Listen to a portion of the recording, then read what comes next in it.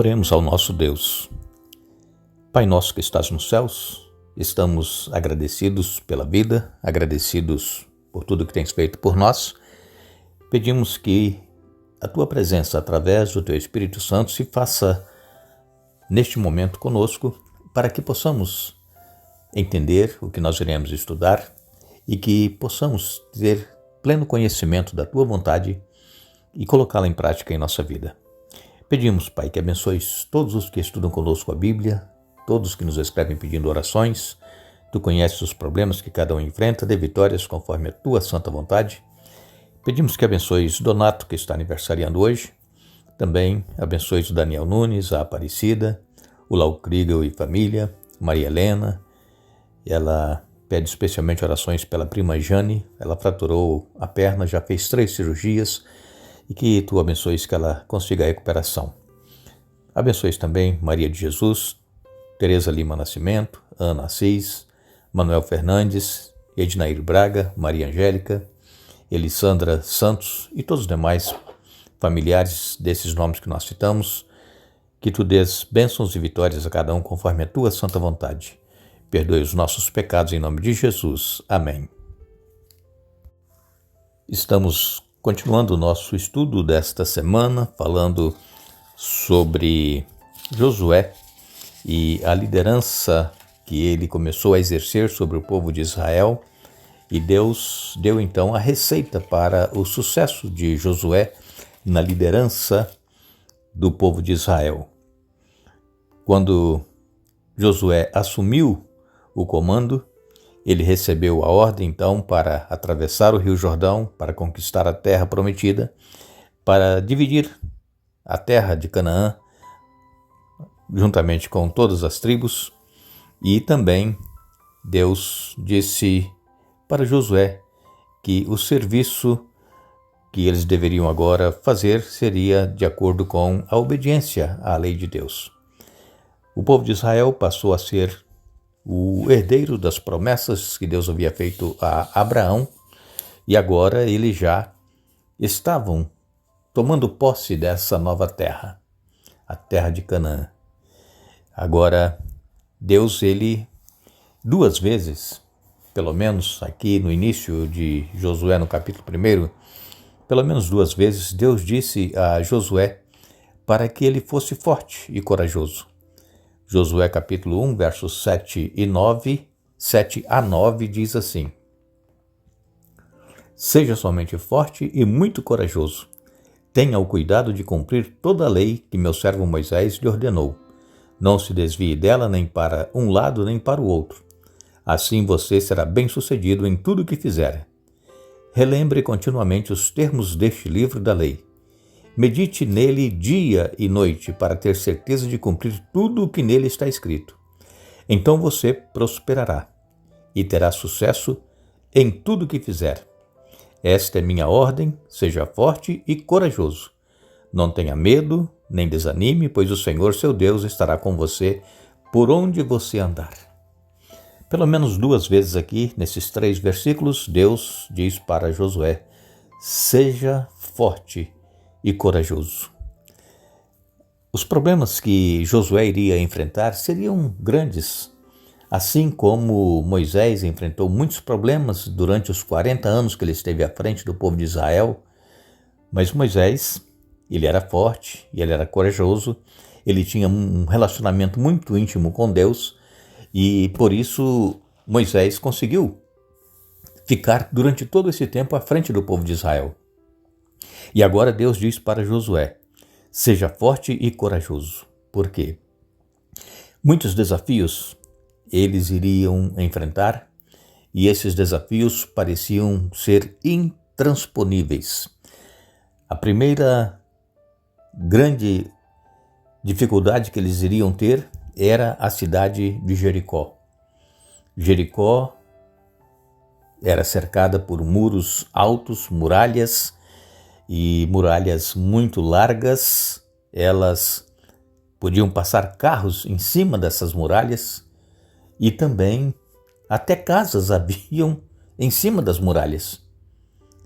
Claro que casas humildes, não casas suntuosas, Pessoas que não tinham, às vezes, condições de morar num bom lugar, tinham então a opção de fazer uma casinha ali em cima das muralhas. Vejam que era larga.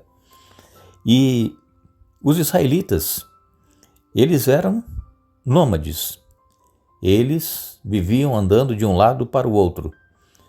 Esses israelitas, eles não tinham caminhões ou carros de guerra, máquinas de guerra, mesmo que fossem as mais primitivas, eles não tinham.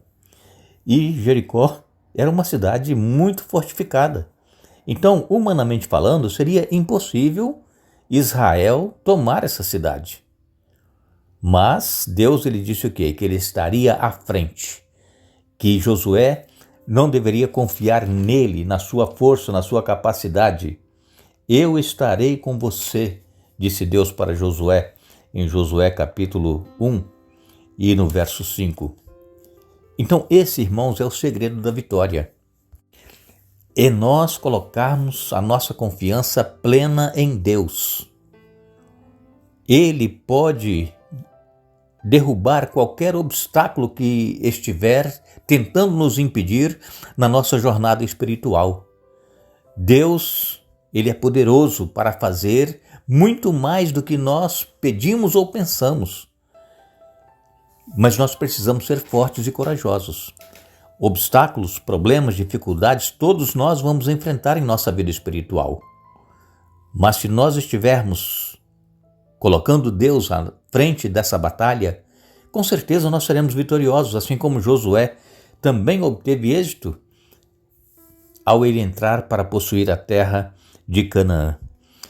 Os registros históricos mostram que nem mesmo o Egito, que era a maior potência naquela época, era capaz de dominar Canaã permanentemente. Por quê? Nem mesmo o Egito. Por quê? Porque Deus estava com eles. Era Deus que ia à frente da batalha. E então, quando Josué recebe esse chamado para que ele fosse forte e corajoso, não estava sendo um chamado apenas relacionado às estratégias de guerra. Força e coragem eram necessários para permanecer fiel ao ensinamento da palavra de Deus, à Torá que eles tinham na ocasião, os 5 primeiros livros da Bíblia, o Pentateuco, e os requisitos que a Torá exigia. Então, essa Torá, que era a Bíblia dos hebreus naquela época, definiam a aliança de Israel com Javé, o Senhor. Nós hoje também temos a Bíblia, a palavra de Deus, e nós precisamos conhecer a Bíblia e colocar a nossa confiança em Deus e fazer o que está escrito aqui, obedecer a Deus, fazer o que Ele exige de nós, assim como Ele exigiu do povo de Israel, Ele exige de nós hoje. E Deus então nos diz, seja forte e corajoso, porque eu estarei com vocês. Nós temos um paralelo na atualidade que está registrado aqui em Efésios, no capítulo 6, nos versos 10 a 18, nos diz assim, uma palavra final, sejam fortes no Senhor e em seu grande poder. Vistam toda a armadura de Deus para que possam permanecer firmes contra as estratégias do diabo. Pois nós não lutamos contra inimigos de carne e sangue, mas contra governantes e autoridades no mundo invisível, contra grandes poderes neste mundo de trevas e contra espíritos malignos nas esferas celestiais. Portanto, vistam toda a armadura de Deus para que possam resistir ao inimigo no tempo do mal. Então, depois da batalha, vocês continuarão de pé e firmes. Assim, mantenham sua posição, colocando o cinto da verdade, a couraça da justiça, como calçados usem a paz das boas novas, para que estejam inteiramente preparados. Em todas as situações, levantem o escudo da fé para deter as flechas do fogo maligno. Usem a salvação como capacete e empunhem a espada do Espírito, que é a palavra de Deus.